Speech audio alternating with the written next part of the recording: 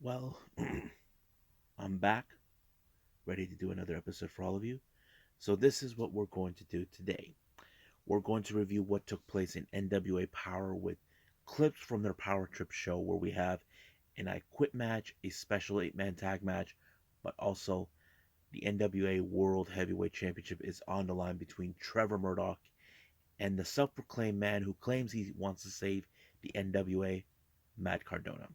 We even got AEW Dark with 10 stacked matches, what I'm excited to review. But also, we got NXT Roadblock. We have two semifinal matches in the Women's Dusty Cup. The NXT Tag Team Championship is on the line, and so is the tag titles, and much more. So, let's get ready for another episode of the Deleted Wrestle Zone.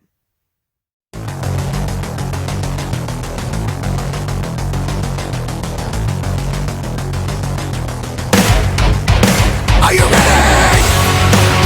Get up, get up! Get up, get up!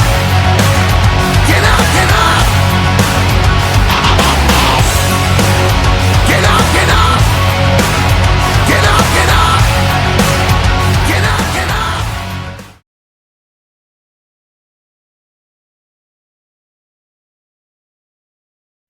Welcome, everybody, to another episode of the Deleted Wrestle Zone. All things that is pro wrestling with AEW, NXT, New Japan Pro Wrestling, Impact Wrestling, the National Wrestling Alliance, various promotions, wrestlers, matches, and championships. I am your host, J Rod here. So, let's begin with NWA Powerrr. There was a special 8-man tag team match that was set up. This one was coming from Zion. As you know, the big mystery still continues on, rages on about Zion, who his father is. It was now been revealed that Zion's father is an NWA World Heavyweight Champion. So there's a lot of talk about that. So he decided to team up with members of Ill Begotten and, of course, the powerhouse of NIMS to take on Austin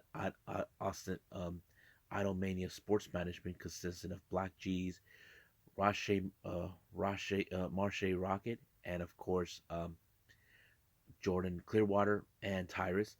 This was more of an ongoing feud between both with Zion um, and Idolmania for who knows how long it's been going on.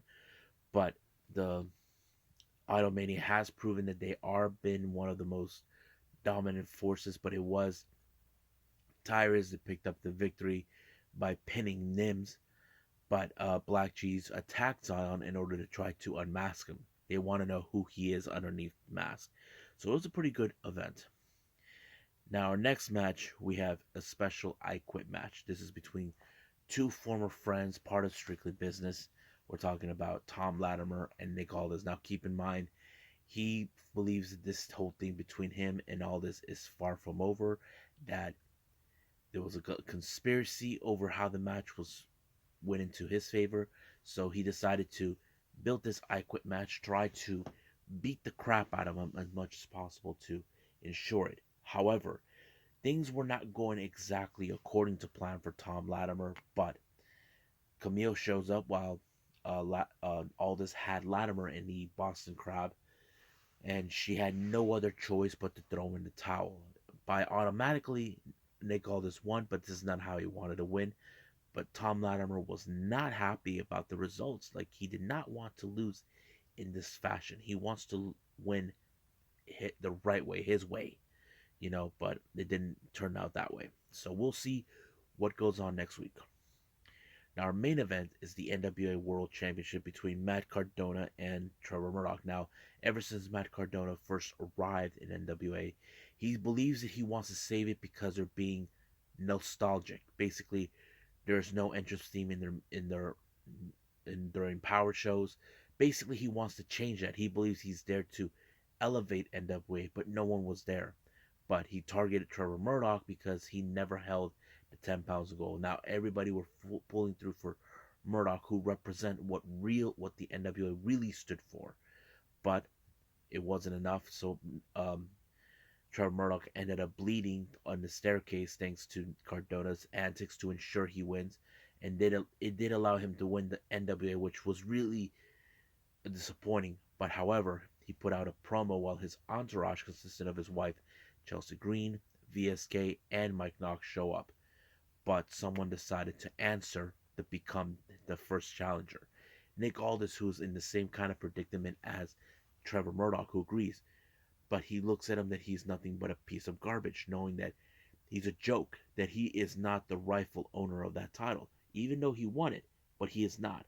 And of course, Cardona was not a happy camper with this, but he is now being frustrated in recent interview that he is that Aldis is calling him a clown. That basically he does not represent what NWA is.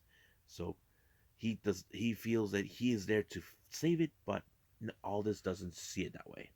But we'll see what's going to happen more with the NWA, especially with this title. But right now, let's move on forward with AEW Dark.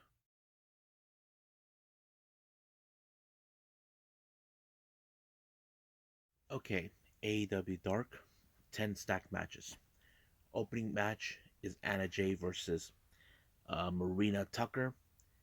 But as you can guess, with this particular match, it ended with Anna Jay applying the Queen Slayer, forcing her to tap out, giving a good victory on her part. Next match, we have Sunny Kiss taking on Scorpio Sky. I thought this match was pretty good because, as you know, Scorpio Sky is making headways right now, proving that he's been the undefeated, hasn't been pinned in almost 200 and some days. And now he's on the verge of challenging Sammy Guevara for the TNT title, where he believes will return home with the American Top Team. But we'll see what happens then. So, but it did allow him to pick up a really good victory against Sunny Kiss, winning it. Next up, we have Kiera Hogan versus Red Velvet. I have to say these girls are almost similar in certain aspects, but however, it was Red Velvet's final slice that made the difference to win the match. Next up, we got the Wingmen, consistent of Peter Avalon and Ryan Nemeth, to take on the returning top flight, Darius and Dante Martin. I thought this match was great. I have to say, I feel there was a lot of people saying there was a lot of ring rust that could have come to by Darius, but he feels like he hasn't missed a beat, hasn't missed out a day, but it helped out well, I have to say. But it was Dante Martin's nosedive that sealed the deal to win the match. Next up, we got Chris Statlander along with the Best Friends taking on Kelsey Reagan. I thought this match was also pretty good, but however, it was the Big Bang Theory by Chris Statlander that allowed her to win the match. Now, our next one is a very interesting women's tag team match. We have Emi Sakura and Diamante taking on AQA and Ruby Soho. I thought this was pretty good. I feel like Ruby Soho got someone who can she look out for, train a little bit.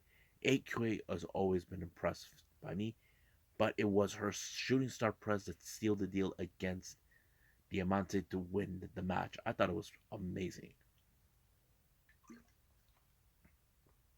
Next up, we got the Butcher and the Blade along with Jose to take on Dark Order 5 and Colt Cabana. The Butcher and the Blade have been one of the most toughest SOBs ever. It shows how tough they have been, and of course, it was their way that allowed them to win the match. Next up, we got Sky Blue versus Nyla Rose. Now, Nyla Rose is former women's champion, but if Skylar was able to beat her, maybe there's a chance she could get a shot. But this time, no. Nyla won, giving her a very good victory with the Beast Bomb right there. Next up, we got Serpentico along with Luther to take on what was his name? Oh yeah, Jay Lethal. Awesome match. Now, Jay Lethal's lethal injection was blocked the first time, but second time it wasn't. It allowed for them to was Jay Lethal to win the match. So I have to say it was pretty good. Excuse me.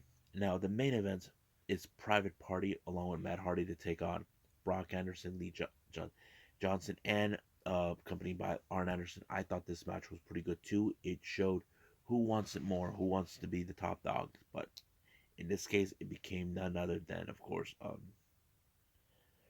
the the ones, but yeah, but I have to say it was a pretty good darn match with Private Party. But it was the sneakiness with Private Party to pick up the victory and um, by using the ring ropes as a way to win. But this was more of a robbery. I can't wait to see what's going to happen next time. But we'll see where they're going to go. But right now, I think it's time to move on with NXT Roadblock.